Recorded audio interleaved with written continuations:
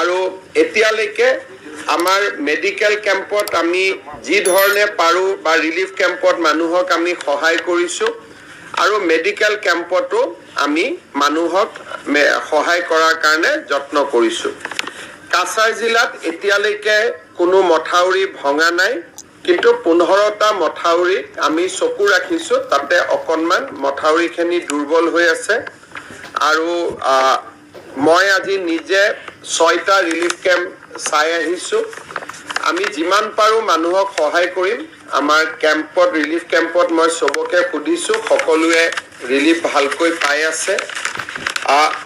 বৰাক নদী যদি ওপৰত গৈ থাকে আমি বেটুকান্দি বা আন জায়গাত সুইচ গেট খুলিব নোৱাৰো গটিকে মই ডিসি কৈছো যে ম্যাক্সিমাম পাম্প লগাব লাগে যাতে পানীটো আমি পাম্প আউট কৰিব পাৰো প্ৰায় 5 জায়গাত পাম্প 10 জায়গাত 10 pumps is working as of now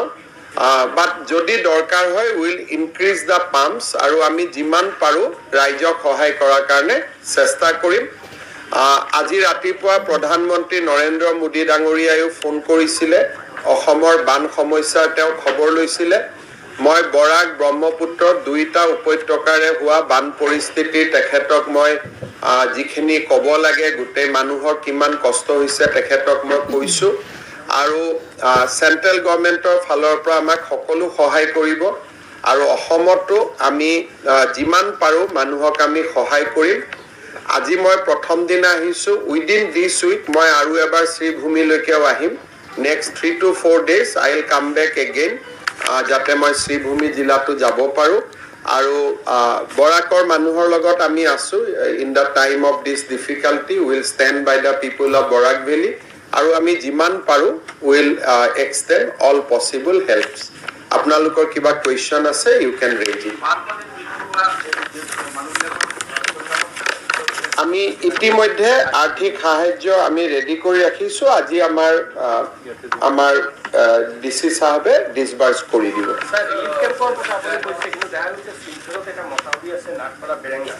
এটো অৱস্থা অলপ মানে বেয়া আছে বেৰেঙ্গা মথাউৰি চাবৰ কাৰণে 10 তাৰিখে পিজুজ হাজৰিকা আহিব তাত আমি এটা প্ৰজেক্ট প্ৰিপেয়াৰ কৰি ৰাখিছো স্যাংশন হোৱা নাই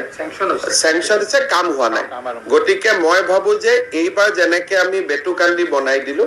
এই উইদিন 2025 বেৰেঙ্গা ৰিফাইনাৰী হৈ যাব আৰু কিমান টকা sanction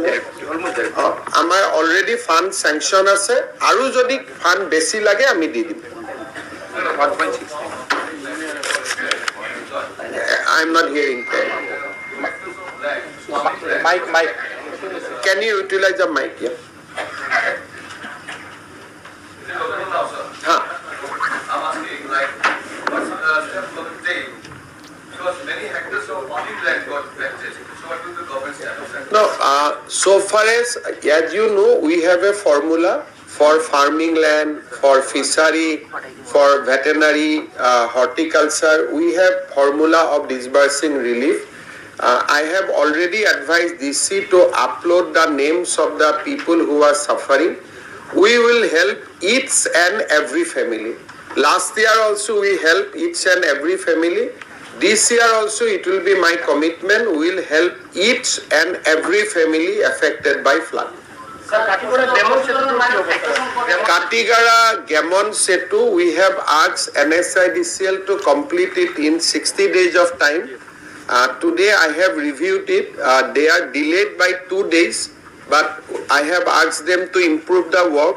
we'll complete the Gemon bridge by 28th July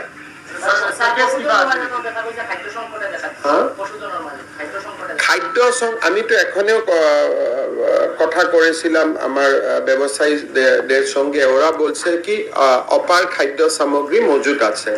তাহলেও फॉर्म कैटल ठीक है हाँ अगर आपका कुछ समस्या है गुवाहाटी में बोल दीजिए हम भेज दूंगा कोई রাজীব খান পুরস্কারের জন্য একটা প্রস্তাব পাঠানো হয়েছিল বর্তমানে রাজীব খানের অবস্থা ভয়ানক জল একবার রিপেয়ার করলেও 2 সালের পরে আবার রিপেয়ার করতে হয় तो আমার মন্ত্রী সাহেব আসবে 10 তারিখ he will inspect all the sluice gate all the embankment